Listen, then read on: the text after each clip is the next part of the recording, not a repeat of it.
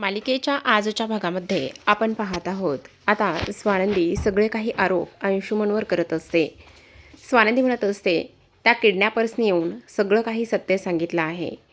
तेव्हा समर म्हणत असतो म्हणजे आजीच्या किडनॅपिंग मागे अंशचा हात आहे असं तुम्हाला म्हणायचं आहे का? तेव्हा अंशुमन म्हणत असतो नाही रे दादा, वहिनी काहीही बोलत आहे. तेव्हा समर म्हणत असतो तू तर अजिबात ह्या सगळ्या गोष्टीमध्ये बोलू नकोस, तुला मी काही विचारतच नाही. स्वानंदी मॅडम तुम्ही बोला. तेव्हा स्वानंदी म्हणत असते राजवाडे तुमच्या गोष्ट लक्षात येते का? अंशुमनने त्या गुंडांचे थोडे थिडके नाही तर कैक पैसे इथे रिटर्न केले आहेत आणि कैक पैसे रिटर्न केल्यानंतर त्याच्याकडून ते पैसे कुठून आले, काय झालं, ह्या गोष्टी किती योगायोग आहेत ना.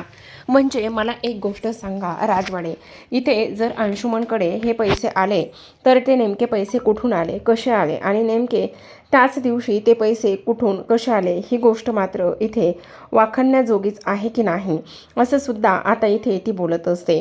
आणि त्याचबरोबर इथे मात्र एक गोष्ट सिद्ध होते की एवढे दिवस झालं अंशुमनकडे एवढे थोडे थिडके पैसे नाही तर खूप सारे पैसे त्या लोकांना त्याला रिटर्न करायचे होते. मग अचानकच एवढे पैसे काही कुठून आले असं सुद्धा आता इथे स्वानंदी बोलू लागत असते. आणि स्वानंदी ह्या सगळ्या गोष्टी बोलल्यानंतर आता मात्र इथे मल्लिका म्हणत असते मध्येच ते पैसे सगळे मी दिले आहेत. म्हणजे तू दिलेस म्हणजे? अरे समर त्याचं काय झालं तुला एक गोष्ट सांगू का, माझ्याकडे ना बरेच असे दागिने होते आणि ते दागिने मी मोडले आणि त्यानंतर मात्र इथे मी सगळे पैसे क्लिअर केले. मग तेवढ्यातच समर इथे काकूंना म्हणत असतो म्हणजे काकू मला एक गोष्ट सांग, तू त्याचे सगळे पैसे क्लिअर केले असे म्हणत आहेस तर मग मला एक गोष्ट आता क्लिअर ऐकायची आहे की तुला माहिती होतं का की अंशुमन इथे हा जुगार वगैरे खेळतो आणि त्याचबरोबर इथे तो सगळे पैसे जे आहेत ना ते सगळे पैसे इथे तो त्या जुगारामध्ये लावतो, ही गोष्ट तुला माहिती होती का? तेव्हा मात्र आता इथे मल्लिकाला काय बोलावं तो प्रश्न इथे समजत नसतो. तेव्हा मात्र इथे त्या म्हणत असतात हो समर, मला थोडीशी पुसटशी कल्पना होती पण सगळ्या गोष्टी मात्र मला अजिबात माहिती नव्हत्या. तेव्हा मात्र आता स्वानंदी म्हणत असते राजवाडे तुम्ही हे सगळं काही काय बोलताय? अहो काकूंना माहिती असायचा प्रश्न कुठे आहे, कारण आजीच्या किडनॅपिंगच्या मागे इथे दुसरं तिसरं कोणी नसून तर फक्त आणि फक्त काकू आणि त्याचबरोबर इथे हा अंशुमन हे दोघेही जण होते असं सुद्धा आता इकडे ती बोलत असते. तेव्हा मात्र सुष्मिताला राग येतो आणि सुष्मिताला राग आल्यानंतर ती म्हणत असते ताई यार बस झालं, आता तू किती बोलतेस, कशा पद्धतीने ह्या सगळ्या गोष्टी बोलतेस, तुझं जरा आतीच होतंय का? तू उठसूट माझ्या नवऱ्यावर अशा पद्धतीचे आरोप करतेस आणि ते मी मात्र अजिबात खपवून घेणार नाहीये. मला हे सगळं अजिबात अशा पद्धतीने चालणार नाहीये असं स्पष्टपणे आता इकडे ती बोलत असते. आता हे सगळं काही बोलल्यानंतर मात्र इथे आता लगेचच मल्लिका म्हणत असते हो शुष्ना अगदी बरोबर बोलते. तेव्हा स्वानंदी शुशला म्हणत असते अगं शुश 2 आणि 2 4 होतात ही साधी बेसिक गोष्ट तर तुला समजत असेल ना. तेव्हा सुष्मिता म्हणत असते ते काही जरी असलं ना तरी ते सुद्धा मला अजिबातच ऐकून घ्यायचं नाहीये. पण आता मात्र मी तुला स्पष्टपणे एक गोष्ट सांगते, इथून पुढे मात्र माझ्या नवऱ्याला काही बोलल्यानं मी खपवून घेणार नाही. दुसऱ्या बाजूला मात्र इथे आता आपण पाहतो मंदाकिनी ही स्वानंदीच्या बाबासोबत बोलत असते पण ते मात्र सरळ सरळ तिला इग्नोर करत असतात. तेव्हा ती म्हणत असते अहो तुम्ही असं काय करताय, हे बघा द्या ना आता राग रुसवा आणि ह्या सगळ्या गोष्टी सोडून तुम्ही अशा पद्धतीने जर वागत राहिलात ना तर मग मात्र मलाच टेन्शन येतं आणि त्याचबरोबर मला ना इथे समजत नाही की काय करावं आणि कशा पद्धतीने हे सगळं काही करावं. तुम्ही असे का वागता, नका ना वागू असे, द्या ना सगळं काही सोडून. तेव्हा ते म्हणत असतात हे बघ तुझं वागणं आणि ह्या सगळ्या गोष्टी माझ्या आता डोक्यावरून चालल्या आहेत. तुला ना कोणत्या पद्धतीने बोलावं, कशा पद्धतीने तुझ्यासमोर डील करावी ना हे मात्र मला अजिबातच कळत नाहीये. तेव्हा मंदाकिनी म्हणत असते आता मी माझ्या मुलीसाठी चांगला जोडीदार मिळवला, तिचं एका चांगल्या मुलासोबत लग्न लावून दिलं, ह्यामध्ये माझी काय चूक आहे बरं, तुम्ही मला असं का बोलतात? तेव्हा मात्र स्वानंदीचे बाबा म्हणत असतात असं का बोलता हे तू मला विचारतेस? अगं तो मुलगा तुला चांगला वाटतो का? तो मुलगा अजिबातच चांगला नाहीये, तो मुलगा एक नंबरचा हरामखोर आहे आणि तुला ह्या सगळ्या गोष्टी अजिबातच समजत नाहीयेत आणि त्यामुळे मात्र तू अशा पद्धतीने बोलत आहेस.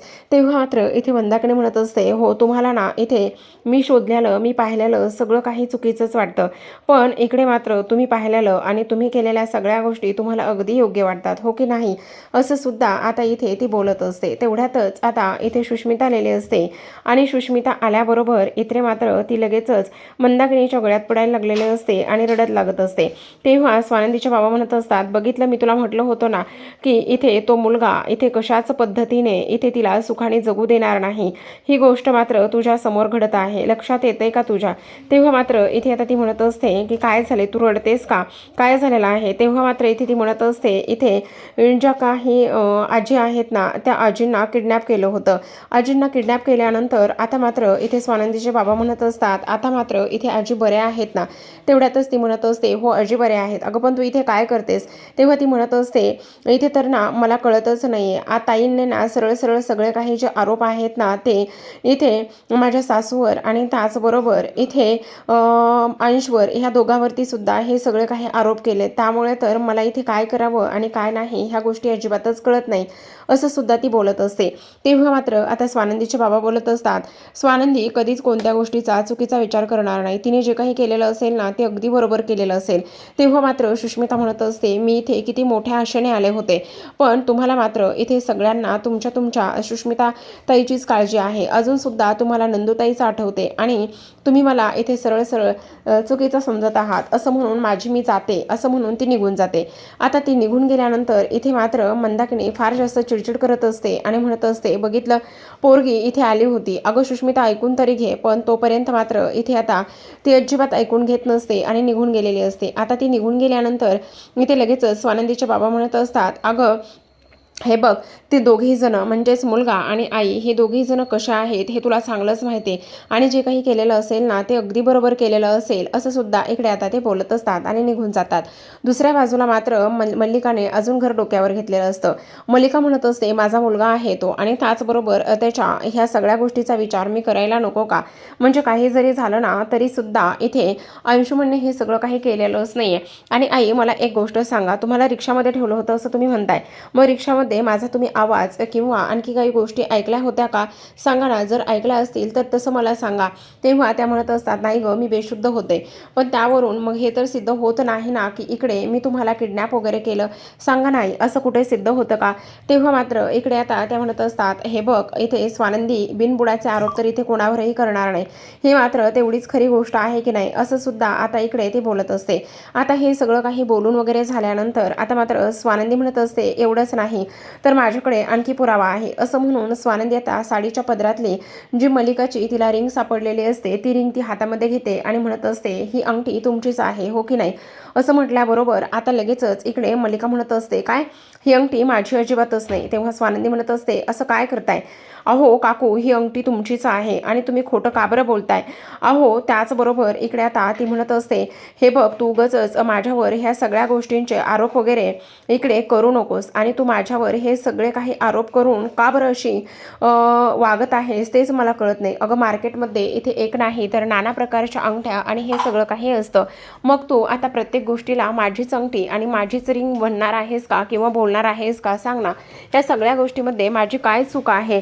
आणि त्याचबरोबर माझी इथे अंगठी हरवून तर कैक महिने झाले आहेत आणि मलाच सापडत नव्हती. तेव्हा मात्र आजी म्हणत असतात, अगं पण तुझी अंगठी हरवली ह्या गोष्टीची चर्चा इथे तो आमच्यासोबत मात्र कधीच केली नाहीयेस.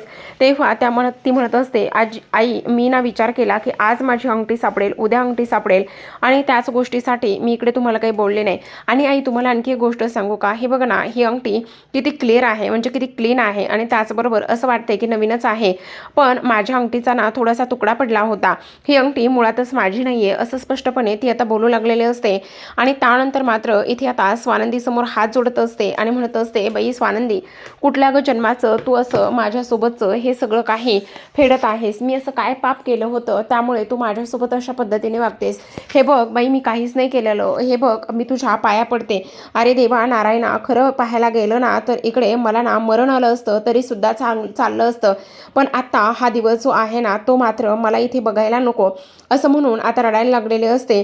आणि रडत असताना आता मात्र इकडे समर म्हणत असतो, तुम्हा दोघींचं काय चाललेलं आहे? तुम्ही दोघी जरा शांत बसणार आहात का?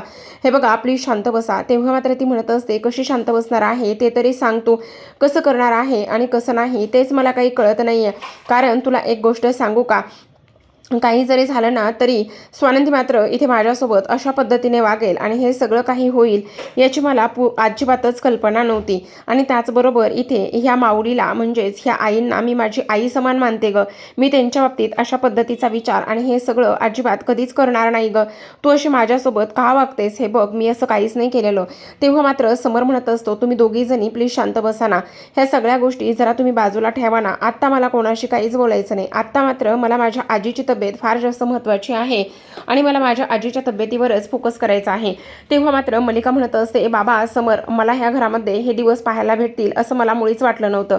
खरं तर हे सगळं काही पाहण्याआधी आणि ह्या सगळ्या गोष्टी होण्याआधी मला इथे मरण का बरं आलं नाही असं सुद्धा इथे ती विचार करत असते.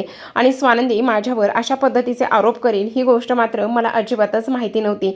हवं तर मी ह्या घरामध्ये धुणं भांडी वगैरे सगळं काही करेल, पण आता मात्र मला हे सगळं अजिबातच सहन होत नाही असं सुद्धा मल्लिका म्हणत असते आणि त्यावर ड्रामा क्वीन बनत असते.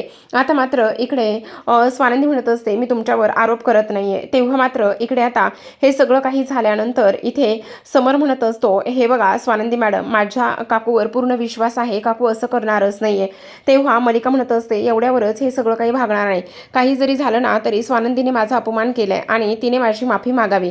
तेव्हा स्वानंदी मात्र इथे मल्लिकाची माफी मागत असते. तेव्हा मल्लिका एवढ्यावरच थांबत नाही तर म्हणत असते, अशा पद्धतीने माफी नाही मागायची. त्या दिवशी आईनं मला कशा उठाबशा काढायला लावल्या होत्या त्याच पद्धतीने आता स्वानंदीने उठाबशा काढायच्या. मग आता मात्र इकडे समर म्हणत असतो, काय हे आई, अगं काकू, त्यांनी स्वारी म्हटलंय ना, मग उठाबशा वगैरे काढायला कशाला लावतेस.